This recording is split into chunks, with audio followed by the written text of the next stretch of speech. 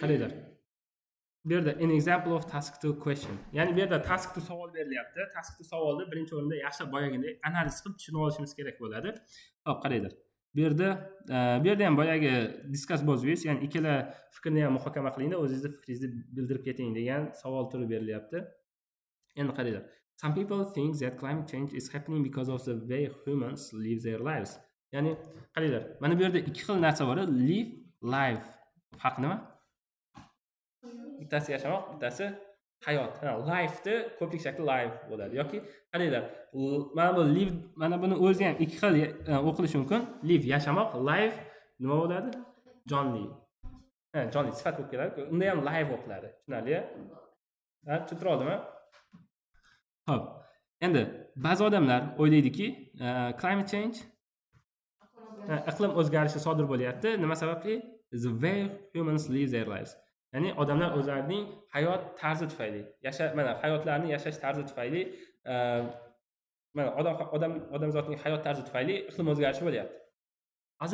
Others think that these changes are natural and that human activity doesn't have an influence deyapti. Ya'ni boshqalar o'ylaydiki, bu o'zgarishlar natural, ya'ni tabiiy va human activity, inson faoliyati, inson harakatlari deyapti. Nimasi yo'q? Influence, ta'sir. Influence degan ta'sir yo'q. Inson harakatlarining ta'siri yo'q deyapti. Ya'ni bizda qaranglar, bu yerda boyagidek tahlil qilaylik. View 1. Birinchisi qaranglar. Qaranglar, birinchi general topic nima? General topic bu climate change, to'g'rimi? Climate change. Qaranglar, bu eng dolzarb mavzulardan biri, ko'p tushishi mumkin bo'lgan savol turlaridan biridir. Ya'ni iqlim o'zgarishi haqida turli xil har xil savollar tushishi mumkin. Bu umumiy general topic va specific topic. Specific topic qaranglar. Qanchalik inson ta'siri bor o'sha. Tushunarli? Inson ta'sir qiladimi yo'q, o'sha narsani so'rayapti. Bizdan specific savol mana shu. Hop, how human influence that change. Ya'ni o'sha o'zgarishga yoki climate change desak ham bo'ladi. Mana bu iqlim o'zgarishiga inson qanchalik ta'sir qilyapti yoki inson ta'siri haqida so'rayapti. Endi view 1, ya'ni ba'zi odamlar o'ylaydi, xo'p, qaranglar. Human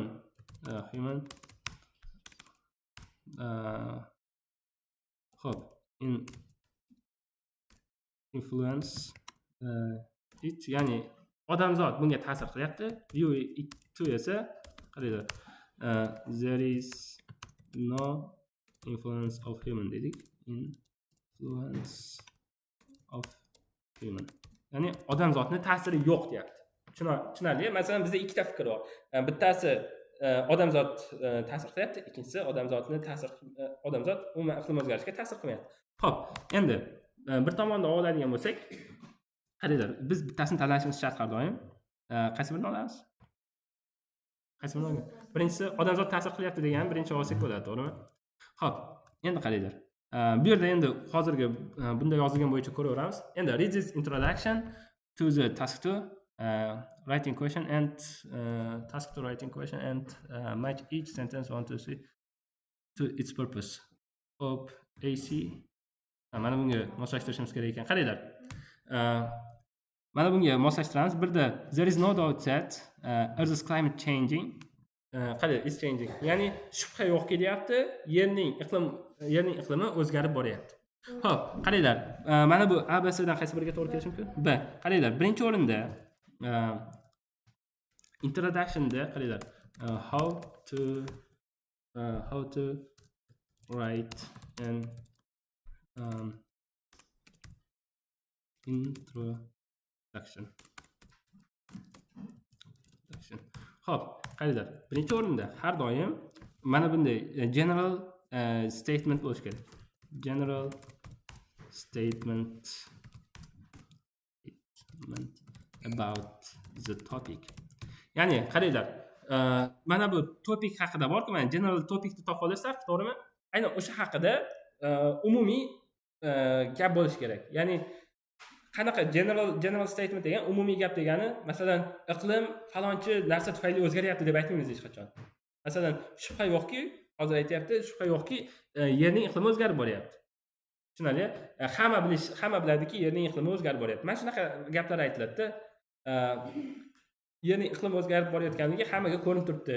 Qarang, umumiy gap bu. Hammaga har doim to'g'ri kelib, har doim mana shu mavzuga to'g'ri keladigan gap. Tushuntira oldimmi? General statement degani umumiy gap. Umumiy. Qaranglar, umuman inkor qilib, mana bu yerda aytyapti, what is undeniably true. Ya'ni inkor qilib bo'lmaydigan to'g'ri gap yozishimiz kerak o'sha haqida. Masalan, qaranglar, boyagi mavzu nima edi? Bitta joyda ishlash yoki turli xil joyda ishlash, to'g'rimi? Masalan, qaranglar, hozirgi kunda masalan ishlar ko'pchilik uchun ishlarni tez-tez o'zgartirish odatiy holga aylangan. Qaranglar, bu inkor qilib bo'lmaydigan o'zgarish, to'g'rimi? Ko'pchilik hozir bitta ishda ishlasa, keyingi yil boshqa ishda ishlashi mumkin. To'g'rimi? Aynan ko'pchilikda shunaqa hozir. Endi shundan keyin qolganlari keladi. Endi birinchi B bo'ldi. Xo'p, birga B to'g'ri keladi. Endi while some people believe that these changes are due to human activity, ya'ni while degani shunaqa bo'lgan bir paytda yoki garchi mana shunaqa tarjima qilamiz. Ya'ni ammoga teng ma'nosi bor edi while. Tushunarli? Garchi ba'zi odamlar ishonadiki, these changes are, bu o'zgarishlar inson xatti-harakatlari tufayli bo'layotganiga ishongan bir paytda boshqalar ishonadiki, argu ham shunga ishonadiki deb tarjima qilsak bo'ladi. They are the result of natural process. Bu tabiiy jarayonning natijasidir deb ishonadi. Ya'ni boshqalar inson harakatlari tufayli deb o'ylagan bir paytda boshqalar natural, tabiiy jarayon deb o'ylaydi. Xo'p, qaranglar. Bu yerda biz mana bu o'qiyotgan odamga rejamizni aytyapmizmi mana shu bilan? Xo'p, siz to'g'ri keladi. Qaranglar. Paraphrase the statement in the question. Xo'p. Qaranglar. Ikkinchi qaranglar, bu yerda o'zi yozib ketaylik. We need three main elements for the effective introduction. Ya'ni yaxshi introduction yozish uchun bizda asosiy 3 ta element kerak. Aynan ikkinchisi esa qaranglar. Paraphrase the the question deb ketsak bo'ladi yoki bu yerda the statement in the question. Xo'p, paraphrase the question deb ketaylik. Savolni yoki mana shu boyagina yozsak bo'ladigan statement in the question. Ya'ni savoldagi berilgan gapni paraphrase qilishimiz kerak. Paraphrase nima degani? Paraphrase. Boshqa so'zlar bilan ifodalash. Masalan, qaranglar. Hozir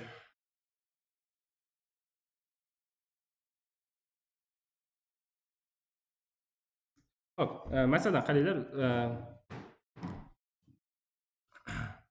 school students demasdan, masalan, school students bo'ladigan bo'lsa, buni biz people deb almashtirsak bo'ladi, to'g'rimi? Aynan mana shu paraphrase. Xo'p, ya'ni boshqa so'zlar bilan ifodalash. Masalan, qaranglar, I run fastni o'rniga biz I am a fast runner. Ya'ni men tez yuguraman o'rniga men tezkor yuguruvchiman deb aytsak bo'ladi. Tushunarli? Aynan mana shunaqa qilib paraphrase qilishda boshqacha so'zlar bilan ifodalash.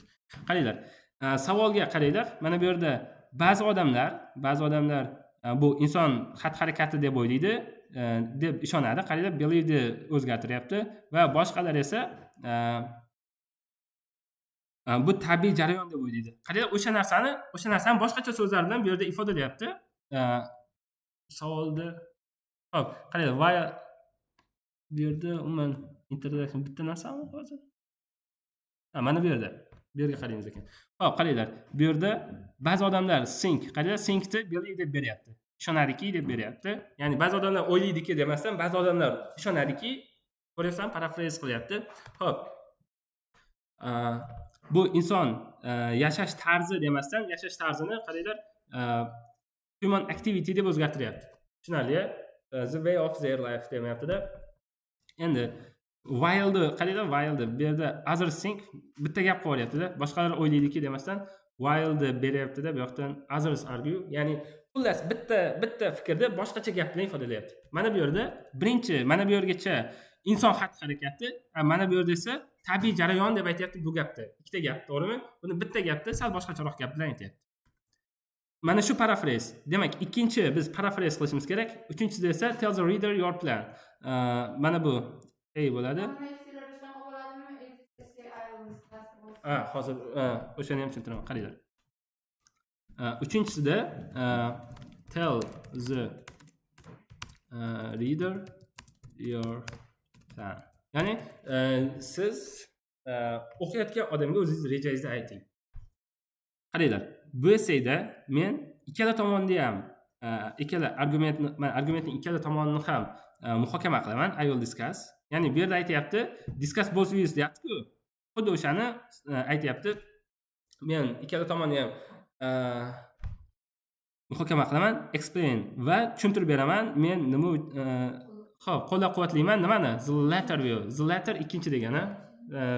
Ikkita narsani ikkinchisini yozib bilmasanglar yozib qo'yinglar. Bu a bilan yoziladi, later emas, later. A bilan yoziladi. Xo'p, demak. O'chiruvchi yo'q. Demak, qaranglar. Endi bu mana introduction'ni qolipi mana shunaqa. Introduction'ni qolipi demak, bitta general statement berasizlar, ya'ni umumiy bitta gap berib olasizlar. Keyin esa mana bu savoldagi berilgan gapni sizlar paraphrase qilasizlar va oxirida o'zingiz rejalarini aytib qo'yasizlar. Bo'ldi. Bu bitta qolip, introduction uchun qolip. Endi qaranglar. 3-step formula for introduction. Qaranglar, 3 ta formula introduction yozishni deyapti. Qaranglar, there is no doubt that the earth's climate is changing. Qaranglar, bitta topik haqida general gap berilyapti va paraphrase qilinyapti savoldagi va biz rejamizni aytib beryapmiz. Endi qaranglar. The plan sentence is optional. Optional nima degani? Ixtiyoriy degani. Tushunarli? Ixtiyoriy. Ya'ni bu mana bu uchinchisi bor-ku. Bu ixtiyoriy. Hozir Rayhona so'radi, har doim hamma essayda bo'ladimi deb. To'g'rimi sen? Va mana shunga javob bu ixtiyoriy. Masalan, yozsalar ham bo'ladi, yozmasalar ham bo'ladi. Ya'ni demak bizda asosiy ikkita qolyapti. Mana buni xohlasak yozamiz, xohlamasak yozmaymiz. Mana asosan general statementni yozamiz va paraphrase qilamiz bo'ldi. Endi qaranglar, mana bu yerda biz har doim biz boya aytdik, pozitsiyamizni aytishimiz kerak, to'g'rimi? Qaysi fikrni qo'llab-quvvatlaymiz? Mana bu yerda biz ikkinchi gapda beryapmiz-ku mana bu yerda. Men ikkinchi fikrni qo'llab-quvvatlayman. Ikkinchi fikrni qo'llab-quvvatlayman deb qaysi birini aytyapti? Odam harakatimi? Yo'q, bu yerda qaranglar, ikkinchi fikrni qaranglar. Bu tabiiy jarayon deb aytyapti-ku, o'sha fikrni qo'llab-quvvatlayman deyapti bu. Tushunarli? Tabiiy jarayon ekaniga ishonaman men va mana shu narsani qo'llab-quvvatlayman deyapti. Xo'p, qaranglar. Endi mana bu yerga qaranglar. The general statement sentence is optional. Ya'ni qaranglar, buni ham aytayapti. General statement bu ixtiyoriy deyapti. It can be nice to include it. Ya'ni lekin mana bu narsani bo'lishi yaxshiroq bo'ladi deyapti. If you feel confident about time. Ya'ni siz vaqtingizga ishonchingiz komil bo'lsa, bu yaxshi bo'lardi, but it is not strictly necessary. Ya'ni bu juda ham qat'iy talab qilinadigan narsa emas. Mana bu narsa ham demak ixtiyoriy. Bu narsa ham ixtiyoriy, lekin odatda yozish shart buni. Odatda bu ham yaxshiroq ball olib kelib beradi. Lekin boyagi narsa o'zi ortiqcha. Mana bu narsa o'zi ortiqcha ko'pincha. Tushunarli? Nimaga ortiqcha? Qaranglar. There is no doubt that. Ya'ni yerning iqlim o'zgarayotganiga shubha yo'q deyapti. Mana ba'zilar ishonadiki deyapti. Bu o'zgarishlar inson xatti-harakati tufayli. Endi qaranglar. Mana bu yerda boshqalar ishonadi deyapmiz-ku, to'g'rimi? Endi mana shuni biz o'zgartiramiz, men ishonaman deb. Tushunarli? Men ishonaman deb. Shunda biz o'zimizni pozitsiyamizni, o'zimizni fikrimizni aytib ketamiz qaysi tomonga qo'shilishimizni. Ya'ni alohida yana bitta gapni cho'zib aytib o'tirmasdan bitta gapda aytib ketamiz va men ishonamanki bu narsa tabiiy jarayon deb aytib ketamiz. Tushunarli? Shu yerda biz o'zimiz pozitsiyamizni bergan bo'lamiz va task responsda balni qo'lga kiritaveramiz boyaga o'zimizni pozitsiyamizni. Mana bu yerda aytayapti, men ikkinchi fikrni qo'llab-quvvatlayman. Bu yerda men ikkala tomonni ham muhokama qilaman deyapti.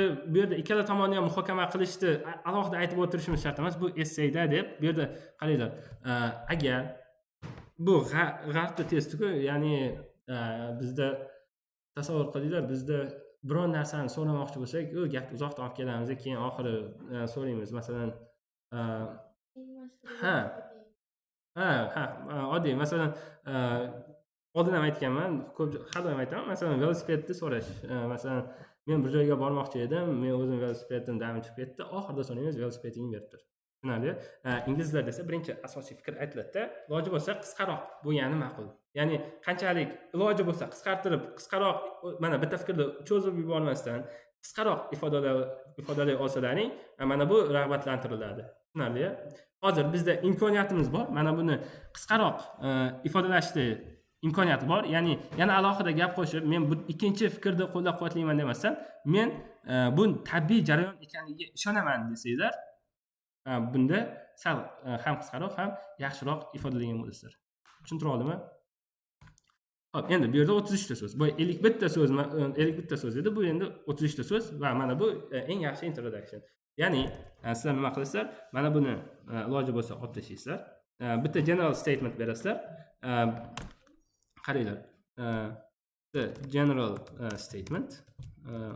Qaranglar. Keyin birinchi while qo'yib olasizlarda others opinion.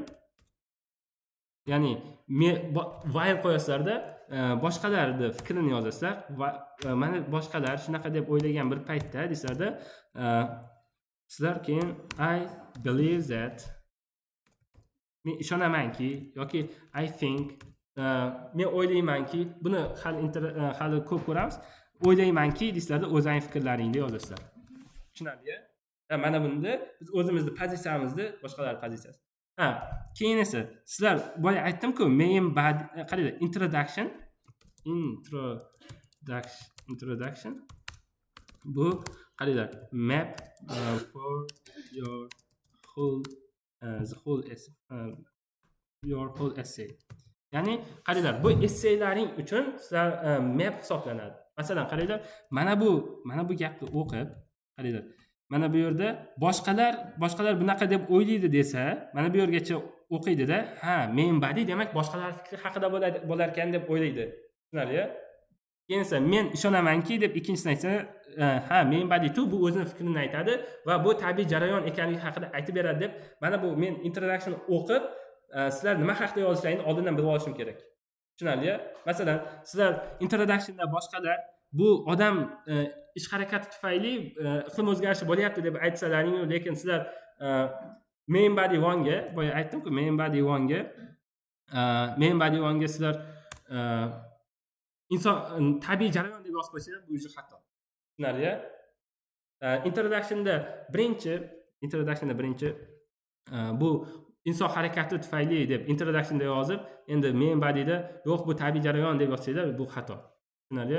Demak, mana bu introductionga qarab yozsang kerak. Ya'ni mana bu inson harakati tufayli, main bodyda to'liq inson harakati tufayli iqlim o'zgarishi bo'lyapti deb argumentlarni keltirib, faktlarni keltirib, misollar bilan berishlaring kerak. Keyin esa main body to'da nima qilasizlar? Men ishonamanki bu tabiiy jarayon ekanligiga argumentlar keltirib, misollar keltirib yozishlaring kerak bo'ladi. Tushuntira oldimmi? Introduction mana shu. Bo'ldi, mana shu introduction.